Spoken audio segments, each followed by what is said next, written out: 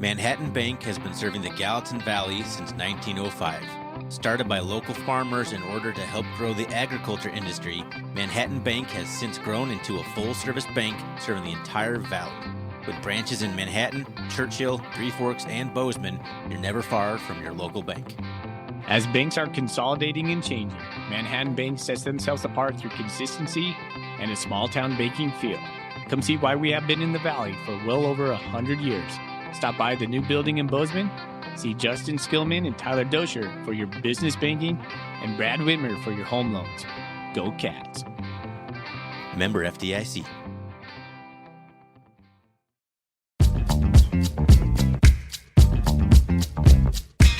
Welcome, everybody, to the R&R Catcast, a fan-based podcast focusing on Montana State athletics. We're two dudes named Ryan from the state of Washington talking about our dear Montana State. We hope you enjoy.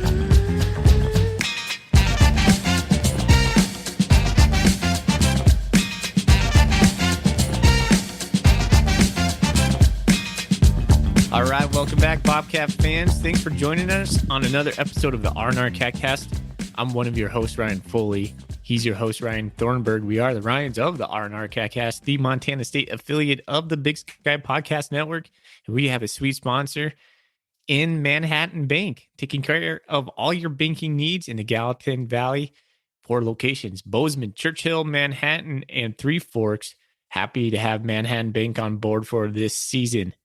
Thorny, we had to delay our show. That's why we haven't been out earlier in the week, but we're back. We're ready to talk Bobcat football heading into the semifinals against South Dakota State, a rematch. Man, I've been excited to talk about this, man. We didn't do an instant reaction show. We didn't do our Monday show.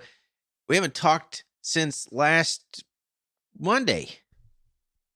I know, man. It's the longest we've gone a while without talking about Bobcat football between you and me on a podcast in like years, I feel, between games. So I'm excited. Yes, back in the saddle. Well, it was a busy weekend. It was my 40th birthday. So we had plans. I know, man. It was a big day. I normally don't like talking about my birthday, but here I am blabbing about it on my podcast. So we had stuff going on this weekend. Couldn't do the instant reaction, but I did get to watch the game.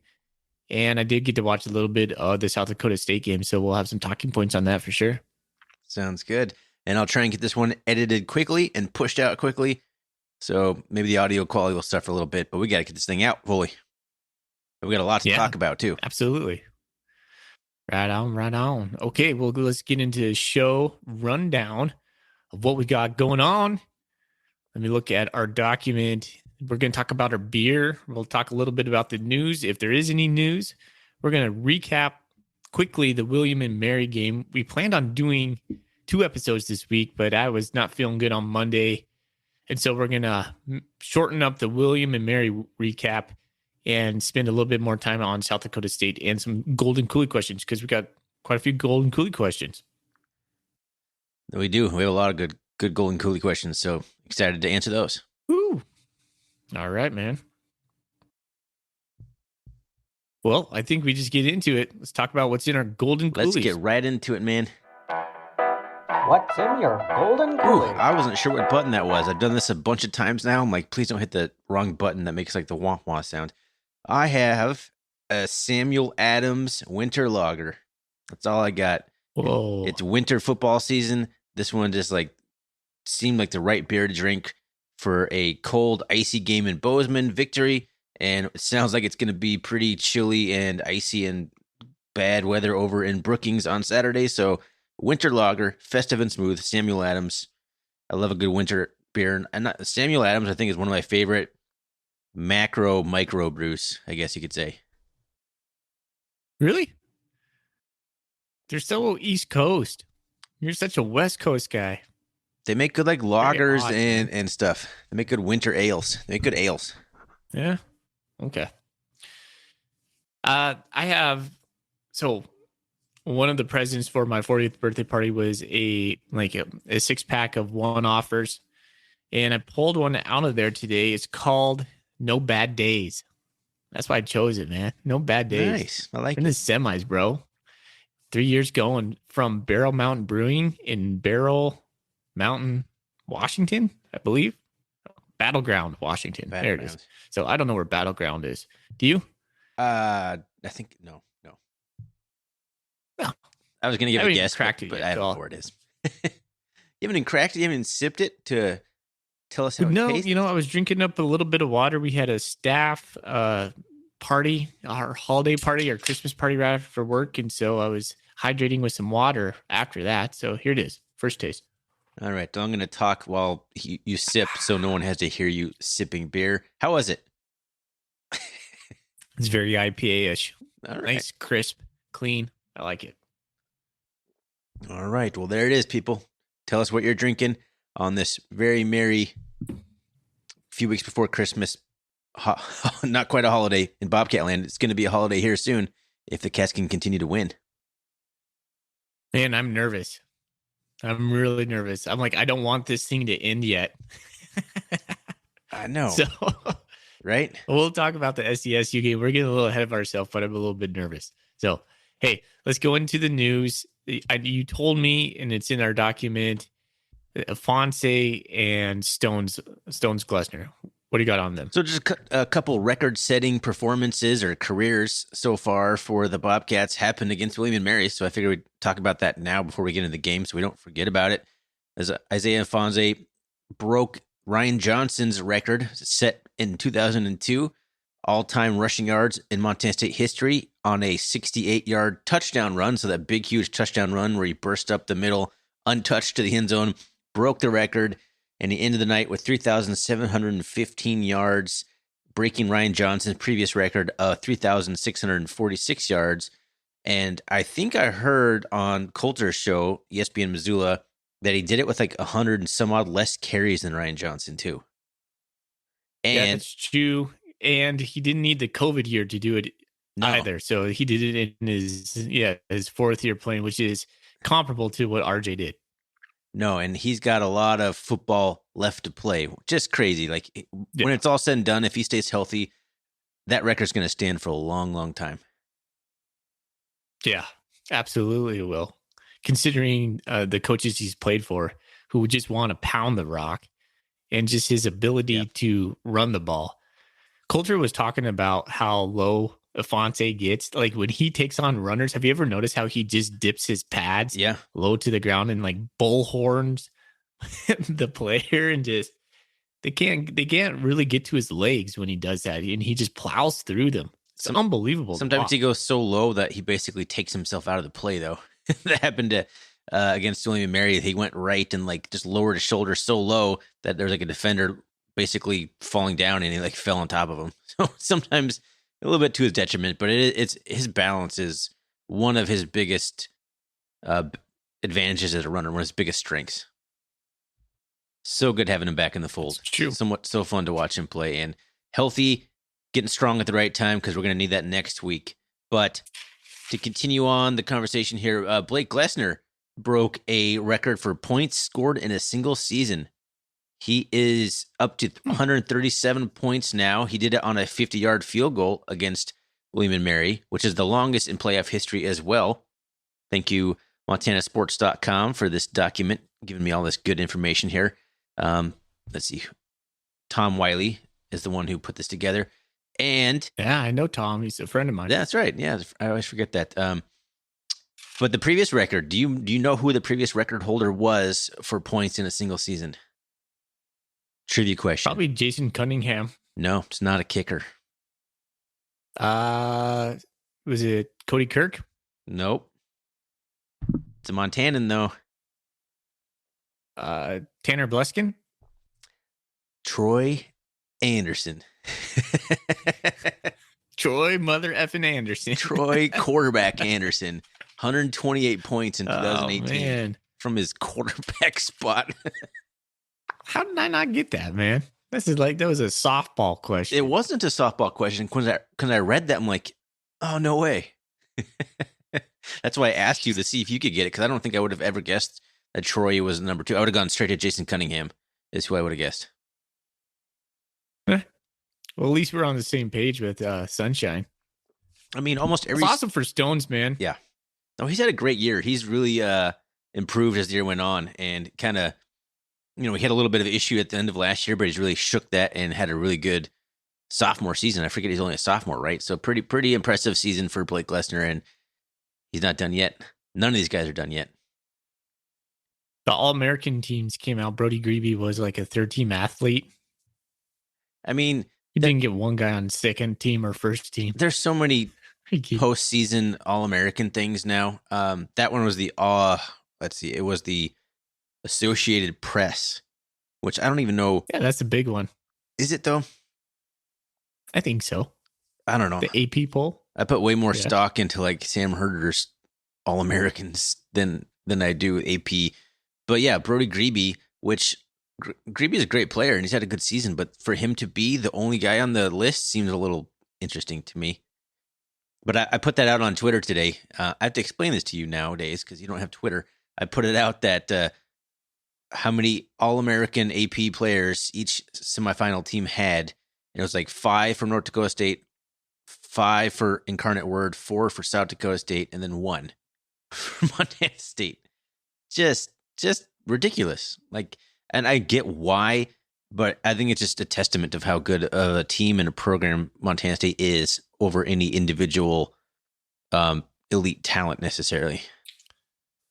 Yeah, I think you nailed it right there. That's the biggest difference I see this year than last year. It's not as much about the stars as it is the team. No. And I really like that. That's a cool narrative to follow. No, last year's cast of characters was so memorable. You had Lance McCutcheon, Troy Anderson, Daniel Hardy. I'm missing somebody. Chase Benson. Yeah. Amandre Williams. Amandre Webb. Amandre Williams. Yeah, it was just a really good. Lewis Kidd. Tui Asisopo. Just, I mean, Bobcats that have been in the program for a long time and won lots of games and cemented their place in Bobcat history as like fan favorites and record breakers. And then this year, just none of that really. But that's not a bad thing. No, and likely, in my eyes, we're a better team. Yeah. A more complete team. More complete. I should say. More complete. It's a better way of saying it. All right. Well, okay. Any other news? The press conference I don't think there's any injury news to talk about, which is good to hear. I think, speaking of Brody Grebe, I don't think he played much against William & Mary. I think he's still nursing something. I think he was listed as a starter. Got a lot of time, though. The only other thing I could think about is we've completed back-to-back undefeated seasons at home. We have a 20-game win streak at home. That's worth mentioning. Which we will have to start up again next year at Gold Rush. I think we're also going back to South Dakota State again next year. We are. Going back to Brookings, yeah. Which is funny. That's something to keep in mind. Yeah, I think Victor Flores tweeted out that he realized none of the people covering Montana State right now have ever seen the Bobcats lose at home. Quite the statistic. Because 2019 was the last time? Yeah. I think you and I were there, actually. Yeah, it was probably that Sac State game. The homecoming game against Sac State 2019. That's probably the last time. Jeez. Yeah. You can thank us. Yeah. For not coming to those Bobcat games. Yep. We went to the Oregon State game. Whoop-de-doo. Oh, my gosh. That's all we do. I went to Cat Grizz, though. Think about that. There we go. Okay. I broke that. I broke it. So think about that, Thorny. We went to the NAU game. We lost. We went to a Gold Rush game. What, so NAU? We NAU game? No, not NAU. Sac State game, sorry. Yeah. The homecoming. The next year we went to Gold Rush. We won that. We went to the national championship the same year. We lost that. And then we went to Oregon State together. We lost that. Yeah, so we're like together. We're like 3 out of 4 games. Yeah, we're really bad. One of 3, 1/4, 1 and 3. Excuse me. Yeah. So we'll see if we go to the national championship again. If we end up going, I think you and I are leaning towards no right now, unfortunately, with a lot of other things. But that's a big if because we got a big game coming up, and I'm not going to put the cart before the horse on that conversation. All right. Hey, let's get right into William and Mary. Let's recap that game. The beatdown, the 55-7 beatdown in Bozeman last Friday. Feels like forever ago. Maybe because I've been just so jacked about this upcoming game. I have all my stats I'm looking at my pad right here, Thorny. It's just like, I can't remember writing any of this down. It just feels like forever ago to me. Yeah, I don't know. Feels like that for you? I remember texting you on Sunday night when you're doing your little your little prep that you do at the brewery usually, right? On Sunday nights. Yeah. Yeah. And then we just didn't record on But Monday. we were celebrating. Yeah, we were celebrating Sunday night because that was my birthday, and I was busy that night. So fair enough. Out with the family. That is legit. But anyway, here we are recording on Wednesday, December 14th. Let's do a quick stat rundown on this game. The Bobcats win this game 55-7 in just an absolute dominant fashion. 22 first downs for the Cats, which is crazy. 55 points with only 22 first downs seems kind of crazy. Only 9 first downs for William and Mary. William and Mary was 2 of 15 on third down. That's not beautiful. Good. That's beautiful. Yes, beautiful for us. Cats are only 2 of 7 though, surprisingly in this game. So there's one work upon, as you like to say. 473 yards of total offense for the Bobcats to just 197 for William and Mary, who only mustered up 62 passing yards on 7 for 18 attempts and 135 yards on the ground. And I'm pretty sure over half of that came on their touchdown final drive in the fourth quarter when all of our third stringers were in. Cats were 8 of 11 passing the ball for 145 yards, but 328 yards on the ground on 42 attempts for 7.8 yards per carry. Each team penalized 7 times in this game, a little bit sloppy. William and Mary was getting a little chippy, and I think they got at least 3 of those were personal fouls on William and Mary. 7 for 93 yards. Cats were 7 for 55, which is, if you add up the totals there, it's not very many yards per penalty. So they were of the more 5-yard variety. Each team turned the ball over once. The Cats lost a fumble where William and Mary, Darius Wilson threw an interception by Simeon Woodard. And the Cats actually lost a time of possession on this one. That could be a first, potentially all season. 29 minutes and 3 seconds. William and Mary had the ball for 30 minutes and 57 seconds. But the Cats just scored so quickly in so many different ways that they didn't have the ball for very long.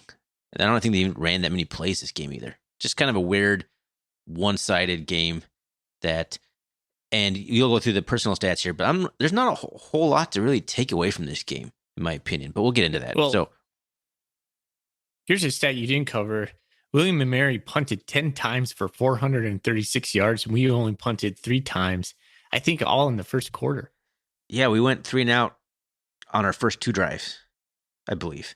Yeah. Both teams traded 3 and outs right off the bat. So you're thinking all right, here we go. This could be a defensive struggle. This could be a game that's, a lot tougher than some of the fans were thinking, at least initially, but that didn't last very long. All right, let's get into some personal stats. Tommy Mellott was 7 for 9 for 106 yards. In passing, he had 1 touchdown, and then he had 10 rushes for 45 yards with 3 touchdowns. So not his biggest statistical day, but we didn't really need him, and I kind of like that, to be honest with you. Chambers was 1 for 1, 39 yards. And I think that pass was to maybe Trayton Pickering. I can't remember off the top of my head now. It's been a while since I can recall that play. But he had 5 rushes for 44 yards. Afonso, he had the banner day out of all the Bobcats. He had 11 rushes for 162 yards with a long of 68. What a cool way to break the record on his 68-yard touchdown. He did have 2 touchdowns, but that being the banner one. Pickering had 1 catch for 42 yards. Cleveland Thomas, man, he had the most catches. He had 3 catches. He had a touchdown as well. It was good to see Cleveland get into the end zone. I've been just kind of rooting for that quietly. Marquis Johnson, oh my gosh. He had an 87-yard return, and he just stumbled. He had it. Had the turf not been frozen, I think he would have took it to the house. Taco Dollar did take it to the house on a 79-yard touchdown. I don't know why they kept punting to Taco. It's like the first team we've seen since week 2 that's punted to Taco, but just showed how dangerous he is. He had 6 returns for 143 yards. And then Stones Glessner, 2 for 2. From 30 and 50, and Stones was 7 for 7 on extra points. Cal had 5 solo tackles, or 7 total, 3 solo, 7 total, and 1.5 tackles for a loss. And then Simeon Woodard had an interception, and Ty Akata had 2 tackles for a loss. So Ty continuing to play in the backfield. Love it. I think Ty has some sacks. Was that this game or was that last game? I know he I had can't 2 remember last now. game, but I think he may have had another one this game. But either way, he's getting in the backfield more, and I'm loving it. Yeah, the way they're using him is slightly different. The way that the defense in general has just been gelling. But one of the critiques I have on this game is William and Mary didn't really try to pass the ball. I don't know why they didn't. They had nothing to lose. They were down big, and then continued to run the ball. And we were just swallowing them up. I was happy to see that. But like you said, what did they have? How many passes did they have? Only 18? Yeah. That didn't make sense to me. I thought they would test us against the air. And they didn't really try all that much. No, they didn't. And I know the quarterback was having a little bit of a hard time handling the conditions. They all were. But he was able to scramble and out to his left. He's left-handed quarterback, and he had plenty of time to look down, and he missed some open receivers. The receivers dropped 1 or 2. But yeah, once you're down 17-0, I don't understand why they didn't try to air it out a little bit more, because the ground game just wasn't working for him. Side note, did you see our players wear different cleats? They were wearing Reebok, turf shoes, with the waffle pattern on the bottom. Did you notice that? How do you see the pattern on the bottom of their cleats? Were you pausing and zooming in on I got really good eyes. I really got good eyes. I mean, I know some guys were wearing just taped up, all the way around the middle of the shoe. But yeah, I noticed some different people wearing different things. That's about it. It was all the guys were wearing black Reeboks. And I was like, where do those come from? You don't even see Reeboks anymore. But there was a slew of them out on the field. It's like the old school turf shoe. You know what I'm talking? That doesn't have the aggressive cleats, but it has the bumpy bottom to it that you'd see old time Mike Schmidt wear on AstroTurf, that kind of shoe. That's what they were wearing out there. No, can't say I paid that much attention. All right. I didn't see the logos because I taped up everything. How do you know they're Reeboks? I told you I have good eyes, dude. Clearly. Start believing me. I don't know if I believe you. I think you've read it. I think you're just regurgitating what you've read. Whatever, man. That's what I believe. Whatever. Bronson Yoder, 26 carries for 122 yards. I was pretty impressed with Bronson Yoder. And yes and no. I did watch him for the first 3 quarters. I'm like, how did this guy have 1,100 rushing yards? But you kind of saw a little bit in the fourth quarter. He was pretty much the only guy on William and Mary that never gave up. And I got a lot of respect for Bronson Yoder. He tried hard. I'm kind of glad he got a touchdown. That William and Mary got a touchdown. Just you feel bad at a certain point, but I thought he was pretty. He ran hard. I don't know if he's too physically gifted in terms of speed or anything like that, but ran hard, and I respected that. Other than that, man, the team William and Mary was not impressive to me. They seemed chippy. Their coach seemed kind of whiny a little bit.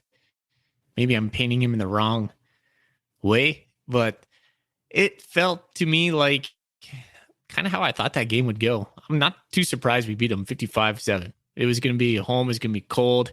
They had the Grizz benches. Did you see that? Yeah. Yeah, that was pretty funny. I don't know if we have warm benches. We don't. I'm pretty sure we don't. You're required as a hosting institution in the playoffs to provide equal to whatever you have on your sidelines. But I don't think Montana State has heated benches, so they went out of their way to procure themselves some additional heating options, and good for them. We've talked about this offline. I don't know if we talked about it on the podcast, but the example is when Coastal Carolina went to Montana, Missoula, 2013 or whatever it was. They brought all sorts of stuff to keep warm.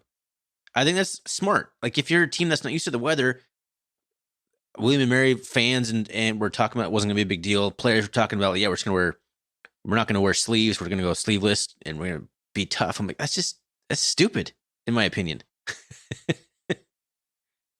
It's take advantage of modern technologies and stay warm and try and compete. You're gonna lose if you try and out tough a team from Montana most of the time.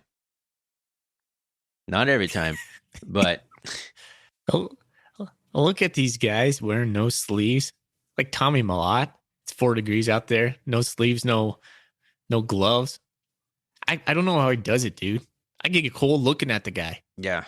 Well, I mean, you have once you get moving and you get hit and your adrenaline's going, I don't think it's so bad. It's when you start getting your butts kicked then you don't have that adrenaline, and then things start hurting, and then things spiral. And that's exactly what happened with William and Mary. Yeah. I think if they would have scored a touchdown off the bat, or a few other things would have gone their way, maybe it would have been competitive for a little bit longer. But it was real quick before they just looked like they just wanted to go back to their hotel room and sit in the hot bath. Yeah. Thanks for coming up.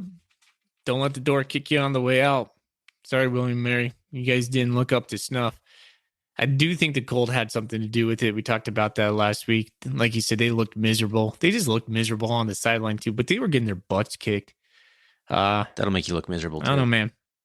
Yeah. Hey, let's talk about our defense a little quick. We have a Golden Coolie question that says, what has improved? Because our defense does look better. Simeon Woodard got himself an interception. We look faster to me. We look like we're flying to the ball more. We just look like we're having some fun. I would say the last month, our defense has markedly gotten better on the eye test. Yeah, it's hard to pinpoint. I think a lot of it is Rylan Orr getting back into speed because he's coming up and making plays at the line of scrimmage or tackling guys behind the line of scrimmage and screaming in, making good plays there. But that's more of a run support thing. Our passing defense has improved too, and I don't really know exactly why. I can't really attribute that to anything other than I think we're being more selective in when we're bringing pressure, and we're doing a better job of bringing an extra guy, Ty Okada being the prime example. I think that is helping the pass defense out because we brought Ty Okada. We're bringing Simeon Woodard in, I think, more than we have been, not necessarily on passing downs, but he's been playing really well. He's had the interception, obviously, but he is also making good tackles at the edge. I think they're using him to supplement sealing the edge, like bringing in Simeon Woodard. I think that's been a really good strategy. But overall, I don't know. I really don't know. I think it's been a little bit different in strategy, and a combination of that and with Rylan Ort's kind of return to form. I like how they use Woodard off the edge. He just knifes through the defense so well. He's because he's so quick and slight. Yeah. But then when he hits a point of contact, he just upends these dudes. And then he just, gets in their face and flexes. It's fun to watch. Yeah. No, and he hadn't been doing that like in the first half of the season too. So it's good to see him kind of regain some of that, I don't know, confidence or whatever it was. I don't think it was confidence, but he's back to form, which is good to see. Would you go sleeveless in the cold? Probably.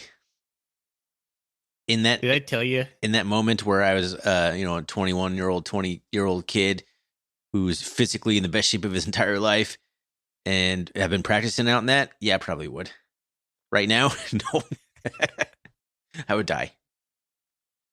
So, remember last week we had a conversation about me throwing the ball 40 yards? Yeah. I got a little bit of update on that. You want to hear that? I mean, you sent me a little video, but yeah. What do you got? So Friday night, I was running with my buddies before the game. And so we were sitting down in the brewery thereafter, and we were having a discussion on this. And we were just like, okay, from that wall to that wall, how far do you think this is? Because they're like, no way, man, you can't do it. And I was like, I can throw the ball 40 yards. Give me a shot. I can do this. And so the next 2 days later, my birthday happens. My wife threw me kind of a surprise party, invited those two guys back to the brewery. I didn't know we were going back to the brewery, but had like a little surprise gathering over there. They're there. Well, one of them buys me a gift, one of those 100-foot long tape measures. Okay. Like a construction one. And so we got it out there. We went out to the street. Mind you, the street's completely frozen over. It's been just like anywhere in the Northwest right now. It's just been inundated with snow and ice. So we marked off 30 yards. And then one of my friends was there, and they just lived a couple of houses down. And they're like, he called his son and said, the son I teach, he's like, bring a football over. Foley's got to try this out. So we all went out to the road, marked off 40 yards, and I took 3 shots at it. I did not hit 40 yards, but it was slightly uphill and it was icy. I think I got about 36 is what they said. So I think on a like a dry ground, not uphill, I probably could hit 40. I still think I got it. I'm not sure I ever necessarily questioned your arm strength. I'm saying I don't think you could do it with the entire scenario surrounding you, aka pass rush, and also full pads on, man. That's a lot harder to throw the ball 30 yards when you're got full pads on. Yeah, no doubt. You're right. But kudos to you. You did it. You tested it out. There's a chance you could get it close enough to him if Cleveland's Thomas stopped in time and came back to the ball. It's possible. It's a possibility. I could do it. I still could do it. You can still do it. Okay. All right. And Tommy Mlott missed another wide open wide receiver in this game too. I didn't see that one. He threw it into double coverage, and that's where the interception was. We got bailed out by a pass interference call. That's right. But Pickering, I think, was out next to, it was Snell. So they must have had both their tight ends on the left side. Is that what the formation was? Which is kind of crazy. But I think it was Pickering came in, and then he cut over the middle. And then the DB or the safety followed over towards Snell. Pickering was just sitting there wide open again. Like wide open over the middle. Zip it to him. I don't care if there's a safety 5-10 yards off of him. He's not going to break on the ball fast enough. That's at least a completion. Like when that play happened in real time, I'm like, Pickering is wide open. And then I see the interception, I'm like, and it's like, whoo, got it waved off. That would have changed the complexion of the game slightly. It would have only delayed the inevitable. That was all it would have done. Probably thought Foley would have hit that pass, right? Foley may have seen that. Yeah, that was in your wheelhouse. He was only about 15 yards downfield. Yeah, Mlott does not scan the middle of the field. When he knows he's going to throw the fade, he doesn't even look. And I just wish he would. Yeah, that was definitely I'm throwing it here, and there's nothing else is going to change my mind on that type of throw. Yeah. Speaking of that throw, though, that throw was so money for us against South Dakota State last year. Are you trying to segue into South Dakota State right now? I just served it up for you like a lob pass right there. I'm done talking William and Mary. Yeah. We're good. Real quick, what did we learn from William and Mary? Did we learn anything? That we're dominant. We're a better team now than we were in October, as Coach Vegan talked about in his presser. I think we are a more complete team. Our team looks like they're having the most fun out there as well. They look like they're just the most physical team and having the most fun. And going back to the physical part, Coach Vegan continually emphasizes that. When I listen to him on his interviews, he's always like, we have to be the most physical team. And then when they do the little shots they've been giving us inside the locker room, when he's firing up the players, that's what he's pounding on, man. Yeah, I've been seeing people talking about Montana State's offensive line, South Dakota State fans, and all these kind of things about they don't blow you off the ball necessarily. I'm like, well, number one, I think they kind of do blow them off the ball. I don't agree with that take necessarily, but they're so physical, man. Like they're popping people. The wide receivers are popping people. Derek Snell is leveling dudes on the regular. Like we play extremely physical on offense and defense. Like it's an extremely physical team. They're not necessarily bone crunching hits all the time, but man, no one's pushing these guys around. That is for sure. Let them call out our offensive line. Watch what happens. How many times have we run over 300 yards this year? 8? I don't know. Like that's just laughable, man. Yeah. Go ahead. Call us out. Watch what happens.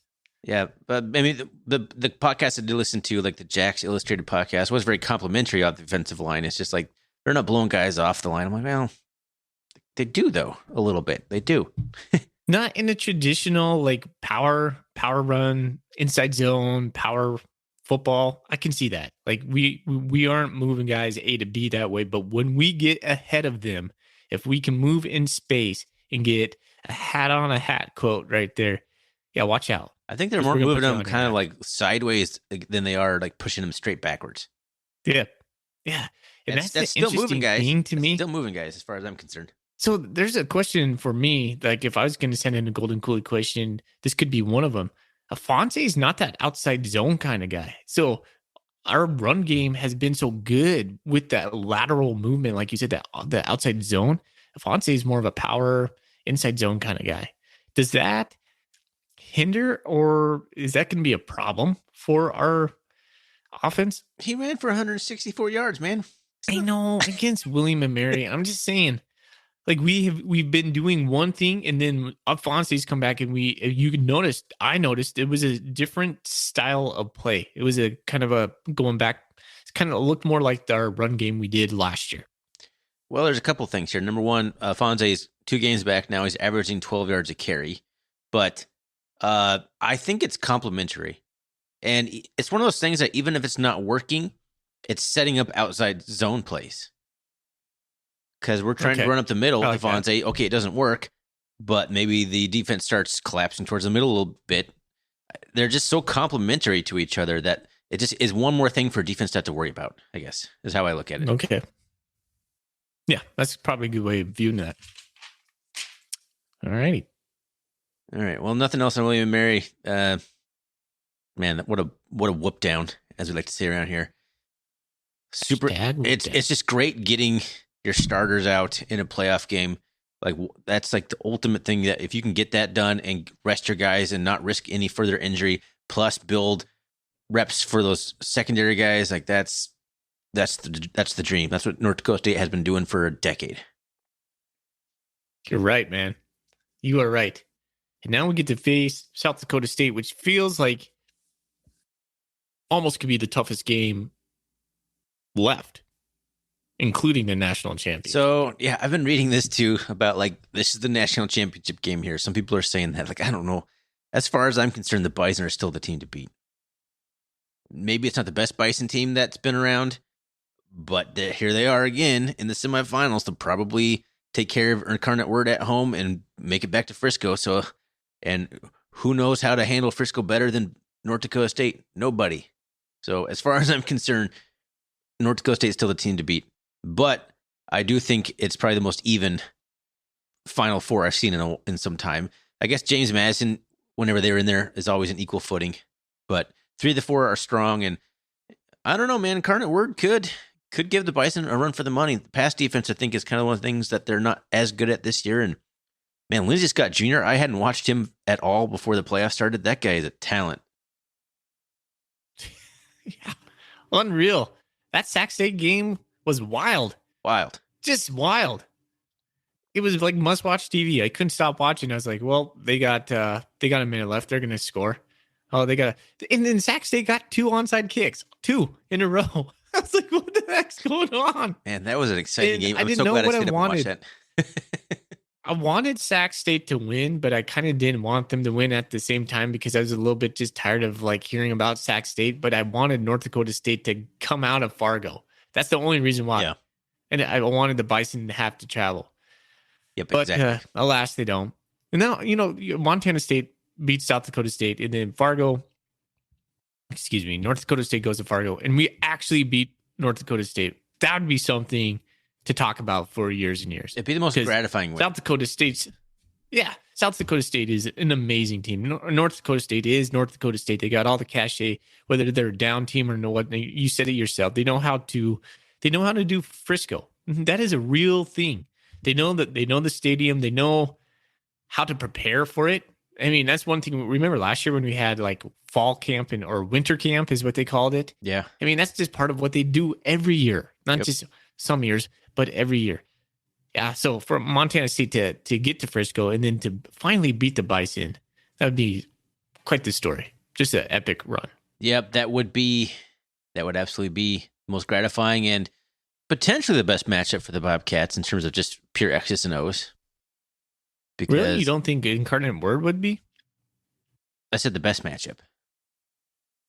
Like, I think Incarnate Word, I don't want quarterbacks who can throw the ball scare me more than anything. Teams who do nothing but throw the ball, I mean, NAU nightmares, right? Yeah, but I see like our offense is so good. I think Montana State's offense is the best offense left right now. I can't argue that. I can't argue that. But before we even get into anything in Frisco, we got a big game coming up. Do you want to recap how? We kind of started talking about it, so let's kind of circle back and finish talking about it. South Dakota State, man, they've been number 1 all year, and it started off with what did they lose? 7-3 at Iowa, something ridiculous. It was like 5-3 or something. It was really weird. It's like nobody got a touchdown. There was no touchdown scored in that game, so it couldn't have been 7. Man, we're just a No, it was 7-3. Oh yeah, it was 3. 7-3. It was 3 and then 2 safeties. It was like 3 plus 2 plus 2 equals 7. I'm pretty sure that's what it was. Yeah.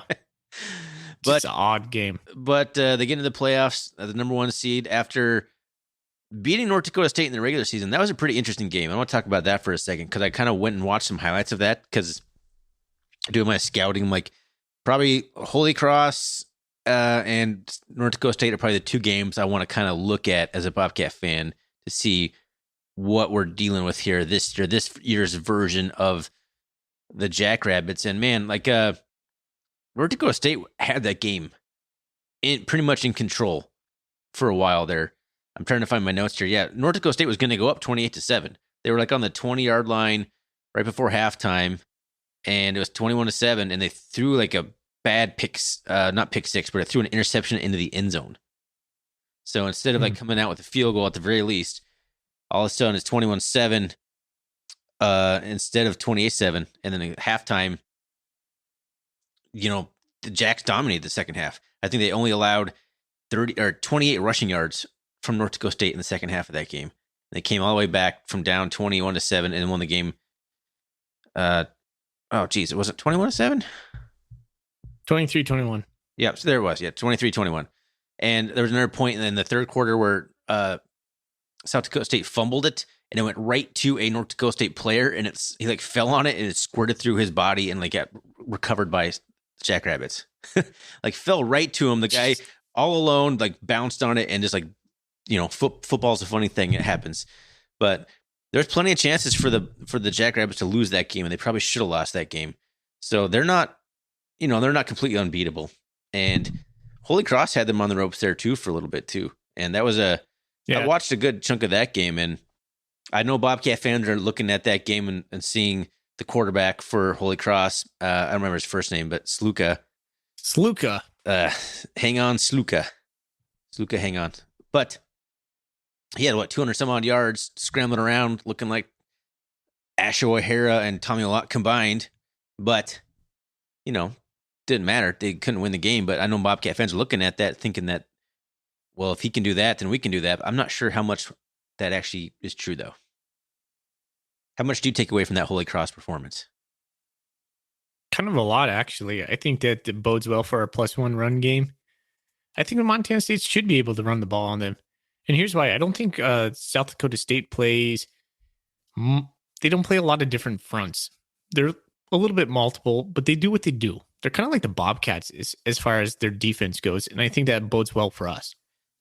But my counter to what you saw Sluka do is most of those were him scrambling around like, oh man, what was that? Have you met Tommy Millot? Have you seen him? What was that? Crazy quarterback. Why are you trying to counter with that? Because they're not designed plus one QB runs. Those aren't design plays. It's not the same offense. It's the same. Okay, I get that. But his first one was a QB run. He had like a 60-some yard touchdown that put them up 7-0. Yeah, I'm just saying there's only been 3 teams all year that ran for over 100 yards combined on South Dakota State. One of them was North Dakota State, one of them was Illinois State, and then the other was Holy Cross. All right. All I'm saying is we got Taylor House, right, who is one of the most innovative play callers as far as run plays go. I think we're going to be all right. That one thing that is... We might not be 300 plus, but I think we're going to be all right. One thing that's in the Jackrabbits' favor is they are getting their All-American linebacker, Adam Bach, back for this game, who has been injured for a few games. So that is a boon to them. I have a Golden Coolie question here. This is a good time to ask this. Buy or sell from Danny on Twitter. The Bobcats will rush for 209 or more yards on Saturday. He gets this number, averaging the Bobcats rushing yards per game and the Jacks rushing yards per game allowed equals 208.8. So something's got to give is what he says. So buy or sell, Bobcats will rush for more than 209. I'm buying that all day long. I think we would go north of 300. Ooh. I will buy 209 pretty easily, but 300. So my follow-up question to you is, what number do the Bobcats need to hit to win? What number are you feeling good about? I'm probably 300, to be honest with you. I mean, everybody, we had these same like crazy questions coming in prior to the Grizzly game. I know it's different because Grizzlies are not gap sound, which is still so stupid. And they're running like a 3-man front when we have like 12 personnel out there just kicking their ass. Oh, I love that. Good job, Grizzlies. Thank you. Thank you for Yeah. doing that for us every year. But look what we did against Weber, right? Look what we did the last 2 months of the season. Yes, I think we're going to go above 300 yards, and I think we need to. Here's the X factor. Can we complete some passes, some big time passes, or chain moving passes?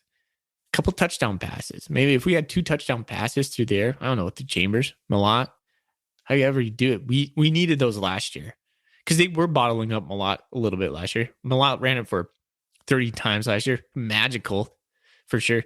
But do you remember he hit McCutcheon on a couple comeback plays, like timely comeback plays that kept those drives alive?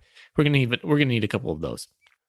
We're going to need some throws like you did to Cleveland Thomas on the touchdown pass. That was such a beautiful pass. Yeah. Like he's capable of those kind of throws.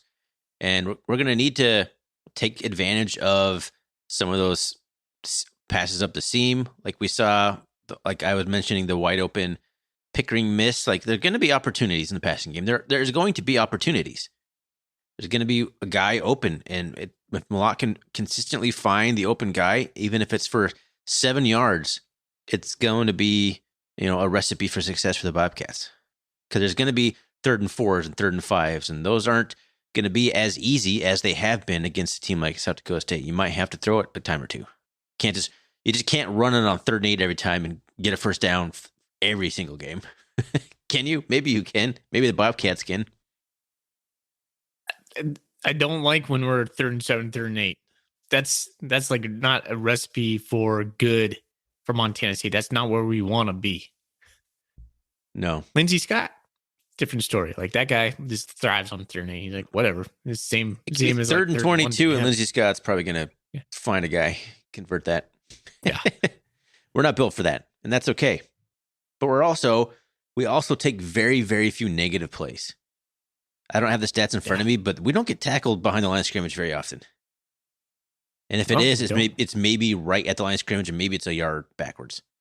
The only time we get tackled far back is when we're doing some sort of weird trick play where Sean Chambers takes a 10-yard sack instead of just throwing the ball out of bounds.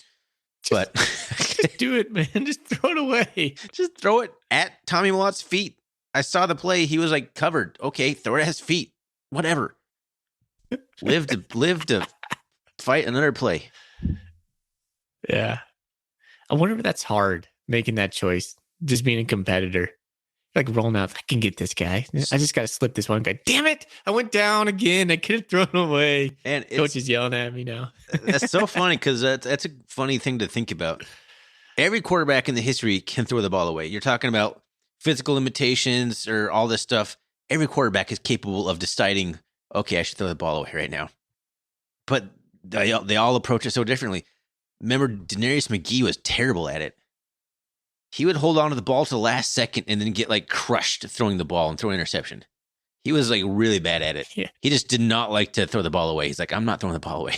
I'm not going to do it. It's just kind of funny how some guys operate like that.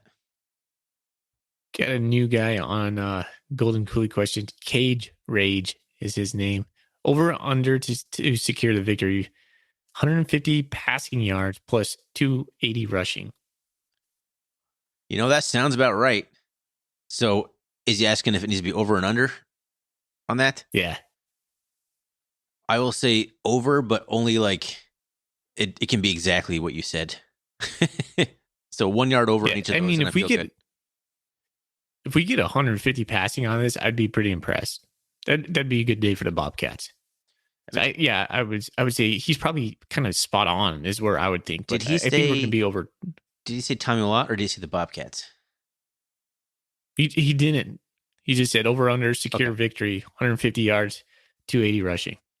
Because Sean Chambers could come in and throw a 50-yard touchdown pass, and we're a third of the way there.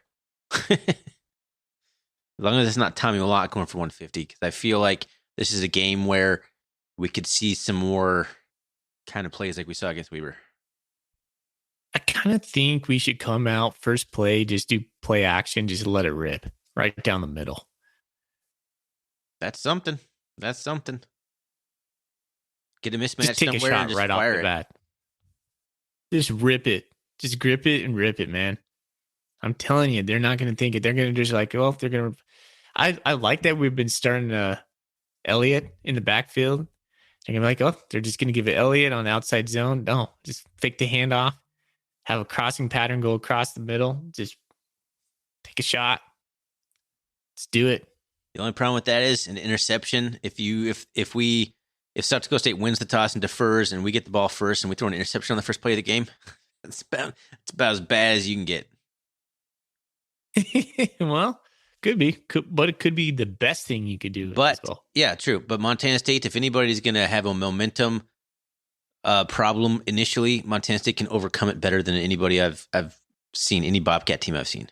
So okay, we throw an interception, they come down and score a touchdown. I mean, that's not the end of the world for the Bobcats, funnily enough, but not good. Hey, let's talk a little bit. We've been talking about the offense. Let's talk a little bit about the defense. What are we going to need to see out of the defense? How do we not get just eaten up by the Yankee twins or Tucker Kraft? How do we combat that? How do you stop Tucker Kraft, who's 6'5", 255? He's going to be first-round NFL draft pick at tight end. Their other tight end is 6'7", 260, Zach Hines. And he has like 10 touchdowns in the last 2 seasons as a kind of a secondary tight end. He got quite a bit of play last week in the Holy Cross game. He's a big man. He's not fleet of foot. Like Kraft is definitely a better runner with the ball, but Hines is going to catch the ball and he's going to make you tackle him. He's going to rumble down the field and someone's going to have to do it. The Yankee twins, were they 6'1", 210 or something like that? And Isaiah Davis has been a man on a mission. And, Isaiah Davis had a really bad game in Bozeman last year. I don't think he's going to have a bad game in Brookings. Or at least I don't think he's going to, he's going to do a stiff arm. He's going to do a run where he just mows somebody over and just gets the team fired up. And I don't want to see it, but I feel like it's going to happen in this game. So did you see that stiff arm he had? He just tossed that guy to the side like a rag doll. It was unbelievable. So awesome. It was reminiscent of the touchdown run I don't know if he scored a touchdown. I'm pretty sure he did. But in the national championship game in the COVID spring season against Sam Houston State, he had a ridiculous run where he was pinballing and throwing people off of him too. He's a dude, man. The parallels between him and Isaiah Afonso are pretty comical. They're both physical, tough runners. They're both wear number 22, and they're both named Isaiah. It's pretty funny. But he's a good running back, and they're going to lean on him this year more than they did last year. I think the Jacks are going to come out and try and establish the run right away. They're going to try and, if they can get runs up the gut and they can do that successfully, it's going to be a long day for the Bobcats. We're going to have to stop that or hold it in check and force them to pass, which isn't ideal for us either. But that means they're off of their plan A anyway, and they're on to plan B, which is still very good for them. But that's going to be the chess match right off the bat. Can we stop Isaiah Davis in the running attack, or any QB runs what they have with Mark Kronowski, who is a pretty good solid runner himself from the quarterback position? Who's the parallels between him and Tommy Millott are also pretty striking. Both freshman phenoms who led their teams to their national championship in their first season, and both got hurt on the very first series in the national championship game, and both ended up losing the game. So just kind of some interesting parallels here. But he's a good player, man. He was not here last year. Chris Oladokin was the quarterback in Bozeman last year, who came in because they knew Gronkowski was going to miss the season, so they brought in him as a one-year guy to take the helm. So there's a few different personnel differences for South Dakota State and also a different offensive coordinator, but otherwise, largely the offense is almost identical to what it was last year in a lot of ways, personnel-wise. I'd say probably even better. It's better. It's better. Well, they don't have Pierre Strong. Pierre Strong just scored a touchdown for the Patriots this past week. I think Montana State might get in a little bit of trouble on the edges. Like I can picture Tucker Kraft coming across the middle, or maybe on a fly sweep, and just I don't know. It seems like Montana State seems to have good run gap stoppage. I don't know if I'm saying that right, but good enough for me. Our run defense is pretty good. when we start pressing the edges, because we play some zone coverage a lot of time, those edges, if we don't seal the edges, that's where chunk plays come against the Bobcats. But we've been a lot better at that.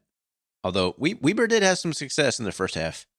Josh Davis had that's where Ort's been good. Yeah. He's kind of shored that up. Yeah, he flies up and he's really good at tackling. We also have another safety that does really good at that. Number 20, I think that's Pottinger. I don't think he starts, but he's really good at run support as well. He'll get there. He came in a little bit in the beginning of the year and he just got absolutely just torched. But yeah, he's the safety of the future, I'm pretty sure. But I also thought Jeffrey Manning has been playing better too in run support and being more of a sure tackler and coming up and making good plays. So I think the Bobcats are playing the best defense they played all year in the last few games. Like they held the starters to what? I don't know, 14 points or was it 7 before the starters came out? I think there was a mixture of starters on Daniel Britt's first touchdown drive, and then the third one was definitely all backups. And then Weber State obviously scored a couple points late when they were throwing the ball, but by and large, they've been dominant the last few weeks. And we're gonna need a huge effort from the Bobcat defense to win this game, because the Cats could score 35 points or 40 points in this one, and that might not win it. No. Man, I keep going back and forth on this game. How I feel is I'm all over the board on this one. It's really hard. I want to talk a little bit about the intangibles, the things that you can't measure. Sure. I think the revenge factor is bodes well for the South Dakota State. Being at home bodes well for South Dakota State, although they don't get a lot of fans. It was weird. I heard today, I can't remember on whose podcast. It might have been Sam Hurd talking about it, that they only get like 13,000 home fans. And then you and I were chatting. They only have like 6,000 fans there from their playoff games. So that doesn't seem like a huge advantage, but just being in their own bed, that's always an advantage. Coach Stiegelmeier, who's an awesome coach. I really respect that guy. He's like one of my favorite coaches I've come across being a fan of FCS football. He's long in the tooth. This is his best team. He knows it. They know it. They're going to try to win it for him. I mean, I could foresee this being maybe his last run. I mean, when everything's like culminating to this point, that goes against the Bobcats as well. I think just those intangibles are stacked against us a little bit. I feel like kind of that was how the Bobcats were last year, though. Like it was kind of this is the best group of athletes the Bobcats have ever had. If it's not this year, then it's never. But here we are, better than we were last year. So you never know on that point. Stiegelmeier did come on. I'm pretty sure he had a press conference, or I heard it on ESPN Missoula, Coulter Nuanez' show. But he said, the revenge factor is not something that we're talking about. We're not thinking about that. But come on, like those dudes are human, right? They remember. Yeah. They might not publicly say it, but that's going to be in their minds, 100%. He did say that they said it after the game. What they've been doing is they've been replaying, or they did a team meeting and they replayed the post game press conference from their two team captains from last year after the loss, to try and show like the pain and, hey, this is what it feels like. This is what it looks like. Let's not let that happen again. And he's like preaching like it doesn't really matter. It's not so much about the Bobcats. It's just not wanting to feel like that again. But you can say that all you want. That's got to be in their minds. Especially Isaiah Davis, who was just neutralized completely. He had 5 carries for 14 yards or something last year. Most famously being tackled on 4th and 1 by Troy Anderson. Probably the most famous play he had last year. So it's that factor is definitely in their favor in some regards, but Bobcats are playing for something too. They want to get back to Frisco. That's a terrible taste in the Bobcats' mouth from last year's loss in Frisco, and they've been focused solely on getting back there and having a chance to get that taste out of their mouth. And this is just the next step in that plan. Playing South Dakota State doesn't matter. It's on the road. That's where I'm more concerned, because the Bobcats haven't played as well on the road. So it's not necessarily the intangibles. It's just that it's a road game, I guess. Makes me a little more nervous than anything else. But do you think the the playing for Sonny Holland, is that still something that can carry the momentum, can kind of carry Bobcats forward a little bit from this last Saturday where they honored Sonny Holland? I don't know. I would probably say no. I think that's a nice thing to say. I think that the guys really respect him, but the win-win for the Gipper, I'm not sure if that really matters. Yeah, I'm not sure in this situation it does, but that's just something I crossed my mind. Question here, while we're kind of talking a little bit about this. Mike Nice, who his son, I believe, is Alec, who we've interacted with a lot on Twitter. He was part of the basketball. He told us we have good faces for podcasting. That's right. Mike did tell us that. Thank you. He asked us, guess the attendance on Saturday. So he says South Dakota State average playoff attendance in 2021 was 5,700. And in 2022, it is 6,300. So bad. The forecast is 12 degrees at kickoff. I think it'll be right around 6,300. Like, it's not going to be more than 7,000, I don't think. If it is, it's probably because a tough of place Bobcat to get to. fans. I don't think. Yeah, I think they're probably going to be about 1,500 Bobcat fans there. I don't think there will I can be. see It's it too hard to pushing. get there. Yeah, all right. But the crowd, I don't think is going to be an issue. Let's put it that way. But not having Bobcat crowd cheering you on, that is the issue. Yeah. It's not going to be a rowdy environment. It's just going to be, it's not your fans cheering you on, giving you the juice. You want to just going to fire through some buyer sells here, or some coolie questions while we're kind of doing this? Some ghoulie questions. Yes, I want some ghoulie questions. I didn't say ghoulie. Yeah, let's do it. You heard ghoulie. Ghoulie. Russell Dam, who I believe he's the PA announcer in Bobcat Stadium, right? Yep. Who has the most yards against South Dakota State? Tommy, Sean, Isaiah, Elliott, or Taco? Oh, that's a good one, Russell. That's a good question. So here's my prediction. I'm going to go Malott. And here's why I'm going to say Malott, because in these big games, Malott keeps the ball to himself a lot. He kind of shoulders. This is a work upon for Tommy, as I believe it to be. So he shoulders a lot of the pressure, and he'll try to make it happen, which he does really good. But I think he should spread it out a little bit more. But yeah, I'm going to go with Malott there. So he did not specify. I initially read this as like rushing yards, but then Taco Dowler can't really be a part of this conversation.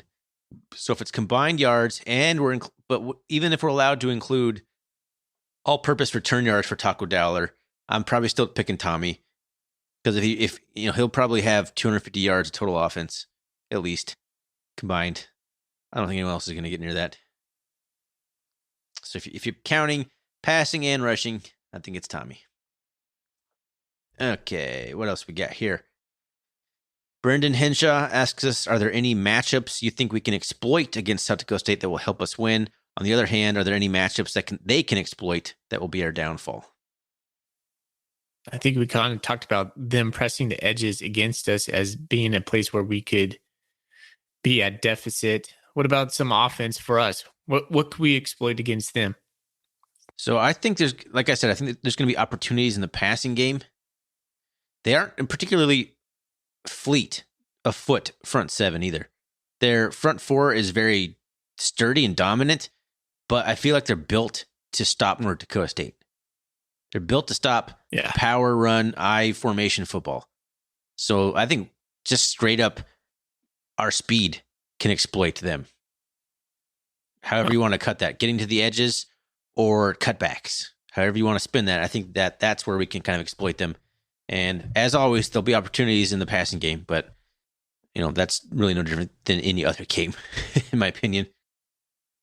What I think South Dakota State could exploit, and I hate to say this, is, if our linebackers get caught creeping up, they'll be able to hit their big tight ends up the seam for big plays. We've struggled with that on and off all year. We've gotten better at it, but if their run game gets going and we have to kind of start creeping up or sending extra help to stop the run game, that's where the passing game is going to eat us up. And I think a lot of that very well could be Tucker Kraft wide open up the seam, or over the top of like an extended Callahan O'Reilly's jumping hand. We've seen that a couple times too this year. Yeah, because it's just you're not right. quite deep enough. So that's what I Buy or would say to sell, that. you like this. Thorny, buy or sell, you like the Saturday game more than the Friday game. Oh, buy all day. I'm going to sell that. I like the Friday night games. Their weather sucks. Honestly, we're not attending the games. So that doesn't matter so much, but it makes working on Friday that much worse. Like I It don't. just comes sooner. I like it. It does come sooner, and it does free you up on Saturday to do other things. So that's ideal. This is a kind of a late kickoff. It's like a 1 p.m. kickoff our time, 2 p.m. Mountain Time. It is a little bit later. Yeah, it's good. It's a good question. Here's a couple fun questions. I'm not going to ask that one because I want to kind of get out of here. But that's a funny question on Twitter. But this is a good question. Lenny asks us, "What's our favorite uniform combination for the Bobcats?" I got an answer for you because I've had time to think about this because I read this before. I'm springing all these on you. I mean, current combinations, I kind of like what we did at William and Mary, but I still like the gold helmets, the blue jerseys, and the gold pants. One of my favorites. Oh, that was mine. But my all-time favorite, man, is just those 2014 Dakota Pro Cup throwbacks. Those were sweet with the script logos. I love those things. Gosh. Yeah. So it's not part of the current rotation, but those are my favorite, like modern ones I've seen ever. Yeah. Current iterations. I was thinking exactly what you thought. I kind of missed the gold helmets. I haven't seen them in a while.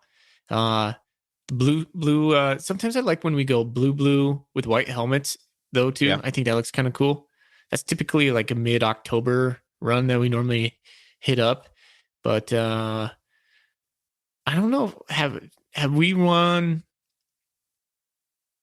wore blue pants, yellow jerseys, gold jerseys, and then gold helmets? If we would have, it would have been for Gold Rush. I'm sure. Yeah. I don't know. Yeah. So I like the white helmets that we're wearing right now with like the two-tone stripe down the middle of it with the block M on the side. I think that's pretty kind of a classic look. I like that. Yeah. It looks different than what we've had in the past too. It's more gold. I don't know, just gold, more goldy. I'm looking at some images right now, the white helmets with just that kind of the outline of the Bobcat head. No. Like I don't like that very much. No, me either. But yeah, I mean, yeah, all-time favorite. Those ones we wore in the throwback game of 2014 with Dakota Pro Cup. Good point. Those things were so cool. Ooh. Bring it back. All right, I got a couple. I got a couple ones, and I got a couple golden coolies for you. From this is from DMSU Brew. From the media standpoint, who's nicer, Stig or Vegan? It's a good question, man. They're both super nice. I don't have an answer. They are really super nice. I was gonna probably say Stiegelmeyer. He just comes across as like a good grandfather. He does he has grandfather vibes. Yeah. In all the good ways. That's funny. So I'm going to go with Steegs there. I don't know, man. Every time I think about that now, I think about Coach Vegan saying, we got to put the knife in him and twist it. It's not nice. It's not nice, but that's not nice, like man. Forward facing. I've heard rumors that Stig isn't like the nicest guy behind the scenes either, but that's all just rumors and blah, blah, blah. Everything I've seen from him personally is like you said. I like it. He's respectful. I have a lot of respect for him. I got one more on Twitter. I think we're done. Brendan Ireton. I'm sorry, I don't know how to pronounce your name, buddy. Ireton. Ireton. He said, "Is Vegan a safe bet to stick around?" I think for a couple more years. He seems like he will do it much like the Bison coaches have. Like I'm sure Matt Entz has had options to go, and he hasn't. Yeah, true. Who's the guy before him? Craig Bull, and even before that, Chris Kleiman. They seem to, that's the guy who's at K-State. They seem to stay for a while until that perfect position lands open for them. So I think Coach Vegan probably will move on someday. I don't think he's going to be like the Bobby Houck where he's just like, this is where I want to be. I'm going to be here and I'm just going to bring a whole bunch of old farts with me. We're just going to coach up this gig forever. But, I'm happy with Coach Vegan as long as we have him. Like, he is a stud of a coach. He's going to have offers, though. He's going to have people knocking on his door. That's for certain. Yeah, I mean, if they make it back to the national championship, or even if especially if they win it, he's gonna get some calls. Whether they're, hey, come be the head coach at Akron, or if they're, hey, come be the head coach at Wyoming or Washington State or something like that. I don't know. I think he sticks around though, regardless. His track record proves that he doesn't just leave a place after 2 years. He's only been at 2 stops in the last 22 years, right? North Dakota State and Wyoming. That's it. That's the only 2 places he coached. And the reason when he was hired here, he said there was like a short list of places that he would ever consider leaving his current job for to be head coach, and Montana State was one of them. Huh. Yeah, I remember that now. I just don't see him jumping right away. He might eventually, but I think it's safe for, like you said, another 2-3 years at least. I don't think he's a guy who's going to, just chase the money, chase the prestige. Choate did the latter. I think he just wants to be a head coach, so he's just taking the fastest path, whatever he thinks can get him to that end. But I don't see that kind of ambition in Vegan, so who knows? I think he sticks around, though, for a little bit. Money talks, though, man. When you talking big jump, like Washington State or something comes knocking, and you're like, that's tough. Yeah, if Wazoo comes and offers him $3 million a year, I'm like, yeah. Mrs. Vegan saying, all right, we're going to go make that money. You're like, yes, ma'am. We're going to go make that money right now. All right. Who did BP Cats ask? Okay, sorry, go ahead. BP Cats asks us a couple questions. I'm going to pick one of them. I like this first one. Is the matchup this weekend the de facto championship game? Talked about this early on. What do you think? I don't think so. Like I said, No? I still think NDSU is the team to beat until proven otherwise. Yeah, I like that. I hate it. I don't want to say that. You're good. But that's how I feel. Here's one on the weather from Rivercat. Current weather underground. This was posted on Monday, so could have been changed. He says current game conditions is 10 degrees, 15 to 20 mile an hour winds. As Great Falls natives, you know that feeling. Yes, we do. Thank you, Rivercat. Which team does this favor and why? I mean, if we're talking wind, it's got to favor the Bobcats. Yeah. Because we don't Cold need to pass windy, the ball. Man. We don't rely on passing the ball. What is South Dakota State's not that high in like rushing offense and scoring offense, are they?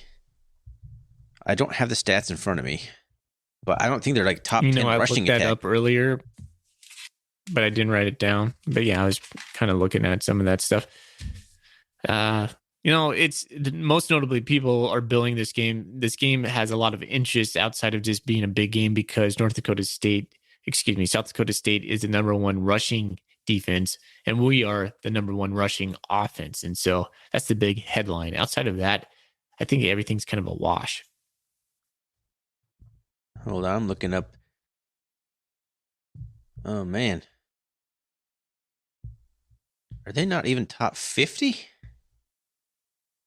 That can't be right. Sam Herder had it on his hero breakdown.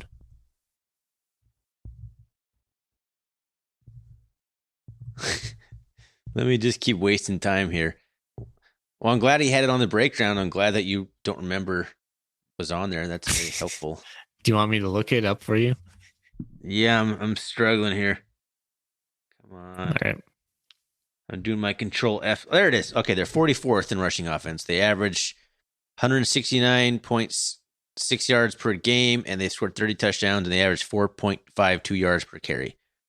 So that doesn't scare you right there. Isaiah Davis scares me, but overall, I mean, that's a pretty meddling numbers. Now, if we're talking about Missouri Valley Football Conference teams beating each other up, and then they come and play Big Sky teams and they steamroll them. I just don't think that's going to be the case this time, but we'll see. Good question. Montana All right. State took over number 1 by 0.3 yards over Davidson. Woo! 6.75 yards per carry. That's absurd. Why would you ever pass it if you can do that? To keep them honest. That's why you do that, Tony.